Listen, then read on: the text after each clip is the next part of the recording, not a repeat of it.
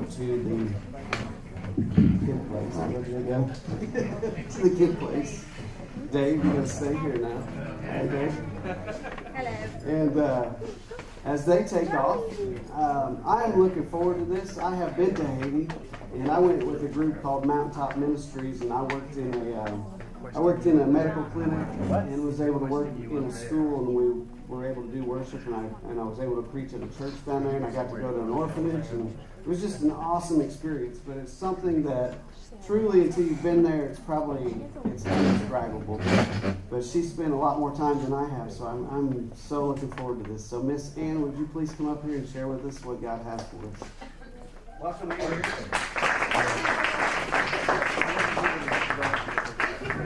Can everybody hear me okay? Okay, I want to tell you a little about my background. My name is Hume. I have 3 boys. And when I was a teenager, I always wanted to be a missionary. I wrote a missionary a letter, never heard back from him, and then I kind of forgot about it. And one day I was walking on my lunch hour, and this lady said, my son smuggles Bibles into China, and I said, I'm going. And I went. My boys were young. I smuggled 88 pounds of Bibles into China. We were terrified. And that was my first mission trip, and that's where I learned how to be a holy roller. And I was Lutheran, and my husband said, you're going to be around a bunch of holy rollers, and I was. But so then they asked me to go. I'm a certified medical assistant. They said, you want to go to Haiti on a medical mission trip? And I said, sure. I went to Haiti. I was terrified. Haiti's the poorest country in the Western Hemisphere. I went in 1995. There was UN everywhere. There was so much trouble. And I had never seen so many black people in my whole life. I'd never seen a poor country, and I was afraid the whole time. So I came home, and I thought, okay, I'll go once a year, travel around the world, go on medical trips, be a cool missionary and see the world. So I had a ticket for Quito, Ecuador, had a mammogram, I had breast cancer. Canceled my trip. I don't know why I'm such a crybaby. But I'm sorry. My son just left today. And, sorry. Anyways, okay. Had a mammogram, had breast cancer, made a promise to God if He allowed me to live, I would work for Him. Our youngest son was 8. Went through real aggressive chemo, radiation. My hair's like that long, and my doctor friend calls, and she said, you want to go to Haiti on a medical mission trip? No. I said, yeah, I'll go. And my husband didn't want me to go, and my oncologist said, no, I really don't think you should go. And I said, okay, I'm going. I made that promise. I went to another part of Haiti, and I loved it. It was, I just fell in love with the people. I knew God wanted me there. It's only an hour and 40 minutes from Miami, so okay, I went. Fell in love with it, decided to keep going, so I take a couple weeks off work every year, and I would go. And then the president of this orphanage had to leave, and they asked me to take over, and I said, okay, I don't know what I'm doing, but I will. So I took over. My brother is an attorney. One of his partners helped me start a 501c3, and it just happened, and it's all God. So I decided to focus on handicapped children. I don't know if you know Kesme or if you saw him walking in town last summer. He has no arms. Does anybody know Kesme? Yeah. And Kesme was my first orphan. I got a letter from another missionary, and she said, there's a kid that's all burned up and he has no arms. Can you help him? And yeah, okay. So I went to visit Kesme in St. Mark at a hospital, and there was laying there all burned up, and I said, I'm going to help you.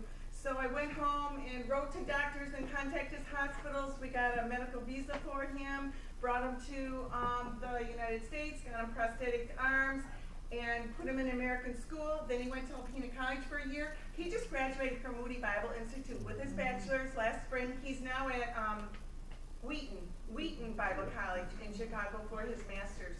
So, praise God. If you know Kesme, he can do anything with his feet. He can eat French fries, cereal, pick up his backpack. He's very independent. I can remember when I first got him, I would have to make him.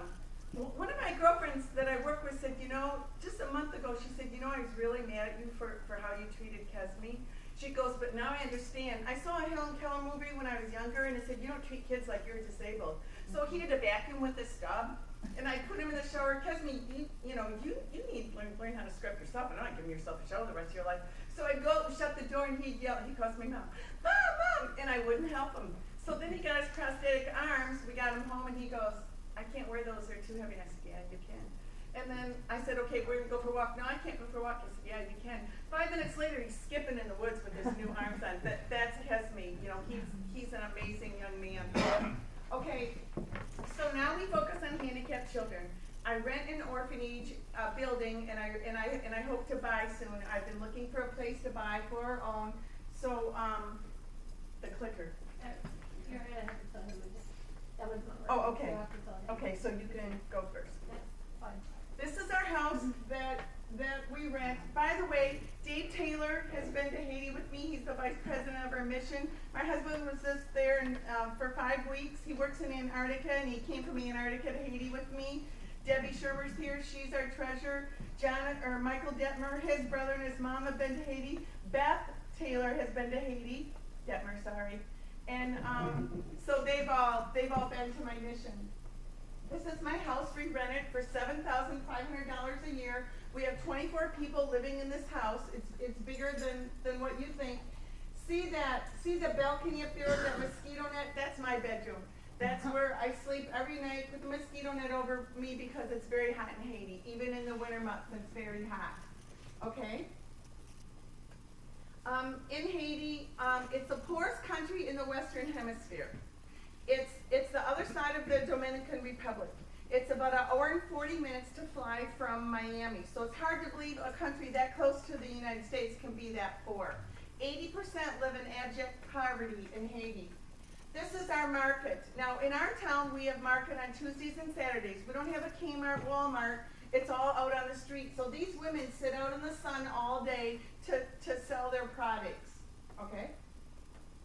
And so you can see here, I brought one of these pans with me tonight. They make these pans in Haiti. They're aluminum, which really isn't that good to cook with. But they make these pans in all sizes, and this is what they cook their food in. Now, enjoy your stove at home, no matter if half the burners work or what the problem is, because this is a stove in Haiti. What they do, and they make higher ones too, like you might get 3 compartments like this, and it might be as high as your waist, which is better. But some people don't even have this. They just put their pot on some rocks and wood. But they put their charcoal in here and their wood, put their pan on, and this is how they cook their food. Okay? This is bread that's cooked in a stone oven. We have a really nice bakery by our house. It's a big, huge stone oven, and they only use wood to cook in there. So you can get fresh bread every morning. Because we have 24 people, we have it delivered to our house every day, but sometimes we don't have enough bread, or we might want to have bread for a snack at night. So I'm getting bread in the morning for the snack at night because we've already ate all the bread that was delivered to our house. I live in a very small town called Mowi. Haiti's kind of shaped like this. Port-au-Prince is right here. We are north of Port-au-Prince, about 1.5 hour drive, and we're a 5-minute walking distance from the ocean. And I have to be near water, so we're very blessed to be near water. I used to drive a very old truck that would stall all the time, and people would have to push it. And I spoke at a church in Bay City, and this lady said to me, if I come to Haiti, are you going to pick me up in that truck? And I said, well, in fact, there's a picture of that truck in here. I said, well, usually we rent a truck or we borrow one. You know, we're not going to come in this red truck. So I had to speak all 4 services. In the last service, the pastor came up to me and said, someone gave you this. You know, she wants you to have it. And it was that woman that wants to remain anonymous. She gave me a beautiful necklace that spells God, and she gave me a check, and it was $4,000. And I was so excited. I wrote her a letter, and I emailed her, sent her a thank you card, and I went to put it in the bank. Guess what? $10,000. She gave $10,000 for a new truck. My sister sold a house, and she doesn't have a lot of money. She called me up, and she said, do not argue with me. I'm giving you $8,000, and don't argue with me. So then I had $18,000. Then I have some friends that are very rich from Boston, and I met some doctors, and I said, I don't want your money, but I need a fundraiser. I need $7,000, and they raised it for me. So my husband came down to Haiti, and they went to Port-au-Prince, and they picked me out a truck, and my husband said, you have to get this new Kia truck. It's the best truck that we can find. It's a diesel truck. It has a really nice back seat in it. It's a 5-speed. It has air conditioning, but it doesn't have a heater. So when we picked it up, I said, you know, this truck doesn't have a heater. I mean, who's seen a car without a heater? And my Haitian partner goes, we don't need heater, roll down the window. Which is so true. You would never use a heater in Haiti, but I've just never seen a car without one. So this is my truck, and I love it. It's very nice. You can see my Great Lakes, Michigan on there. See this man right here? I'm guessing he's probably in his late 40s, maybe in his 50s. We see him walking down the road, hunched over with that wood on his back, in his bare feet, in the same outfit every day, which is filthy, walking down the road to deliver that wood. So I had a translator with me one day. I'm not real good in Creole. I had a translator with me. We pulled over and started talking to him, and I kept saying, "Come with me, you know, I'll give you a ride." So he did come with me. I stopped. I bought him food, gave him pop, and gave him money for shoes before. Now he knows me. So when he sees me, he'll start to climb in my truck, and someone will help him put his sticks in, so I give him a ride. But he's a very poor man, okay? This is a typical bathroom in Haiti. This is actually my old orphanage bathroom. And you just kind of climb up there and squat and just go like everybody else and hope no one's looking in the door. But the villagers will share a whole bathroom like this. I mean, this will be their only bathroom. Most of them do have a door in it with a little wooden latch. Can you see okay? Yes, I can see fine. Okay. My husband said, Mark's told me, I really need to bring this iron. This is our iron, and it doesn't take electricity. It opens up and you put hot charcoals in it. It's very heavy. I mean, when I tried it, I'm afraid I'm going to burn my clothes. And their clothes look like they've been to the dry cleaners. They're so pressed so well. We do have an electric one, but we only have power 4 hours a night, so we have to use this a lot during the day. Okay? This is how we wash our clothes. I don't. I'll tell you how I wash mine. But 24 people, that's a lot of laundry. So you start in the first tub, and they scrub and scrub with their hands. And our grandmothers or great-grandmothers used to use lye soap. And it comes like this in one big bar. It's getting old from being in our garage. They'll break it up and put it in a ball, and then they'll rub it on their clothes. And then we buy a big bag of powder. They call it Fab, but it's some cheap dish laundry detergent. So they use this to wash. So I don't want them to wash my clothes. I want to do my own. So I have 2 tubs up in my shower. So I bring my laundry detergent from home, and I put a little in, put my clothes in, and I use my feet and stomp it and stomp it and stomp it. Then I go next to it. They make fun of me, they laugh at me, they say my clothes aren't clean, but my clothes are good. And then I hang them up and they're dry, okay? So can you imagine washing your clothes, blue jeans and everything by hand? We don't have electricity with the electric company because this is what you get. And all the neighbors will wire up to your meter. How do you know they're reading your meter and who else is connected to your house? They control the electricity. The last time we had it, we only got it on Tuesday and Saturdays. Those were your days to get electricity. It might go on for 10 minutes. It might be on for all day. You don't know. So we cut our wire. We got a big generator, inverter, and batteries, and that's how we do our electricity. When we can raise about $25,000, we're going to get solar power, and that'll be awesome. Mark bought me an air conditioner, hauled it down there. Every time we plug it in, all the power goes off, so I'm not able to use it. So we're hoping that when we get solar power, we can use the air conditioner, okay? This is, my house is not wired like this. Our house is very nice. It's a Haitian man from New Jersey that built it. But this is typical wiring in Haiti. You can see how it's taped together. How'd you like to screw that light bulb in? And this is inside of our old church, actually, and they did use this. We did get light from there, okay? There aren't a lot of gas stations in Haiti. If you go to a really nice town, you'll see a gas station. Mostly it's on the side of the road like this. They'll have diesel and gas, and they have a funnel. You buy a gallon. If you need more, you take a couple gallons, and they pour it in your vehicle for you, okay? Now, ice. I have a refrigerator, but it's propane, and it seems to use a lot of propane, so I'm sticking to my big ice chest, and every morning I get ice delivered to me. It's very pure, clean ice. We also put it in our drinks. You just rinse it off in the water and then put it in your glass, and it's fine. It's made from pure, good water.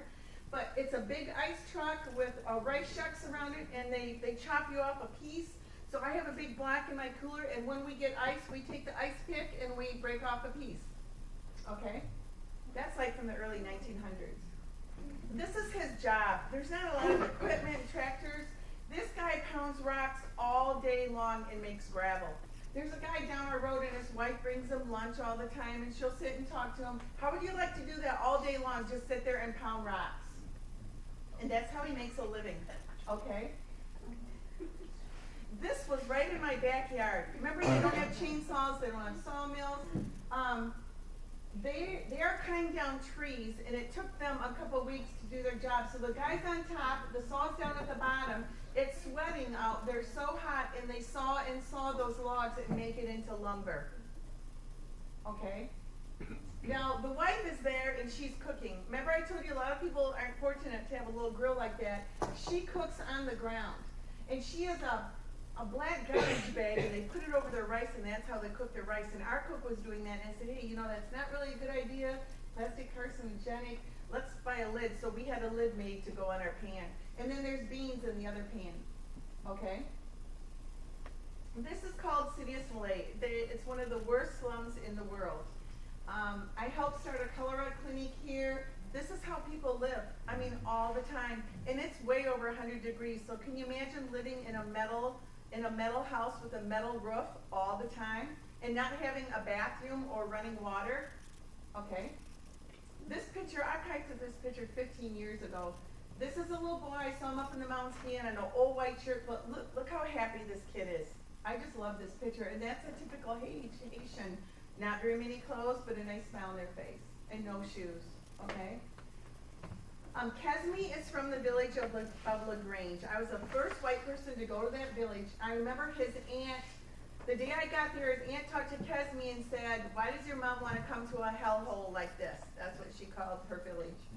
It's just, we had to stay all night because our boat broke down and everything. We had to take a boat to get there, and I cried, and I thought, this is as close as to hell as I really want to get, and I don't want anybody I know to ever go to hell because it is horrible. It's hot. There's mosquitoes. There's no trees. We would bathe in the river, which was brown water, and they're very, very poor. This is the inside of a house, and this guy's making a basket. There's like nothing in their house but a clay wall and a dirt floor. Okay? And I'm singing to them, Old MacDonald had a farm. And so the first time I came there, it had been a year since I went back, and all the kids come around and I went, Old MacDonald had a farm, and they all screamed E-I-E-I-O. By the way, I have to tell a story. I met a young man that had one leg in the market, and his name is Pony. I'll show him here. So I met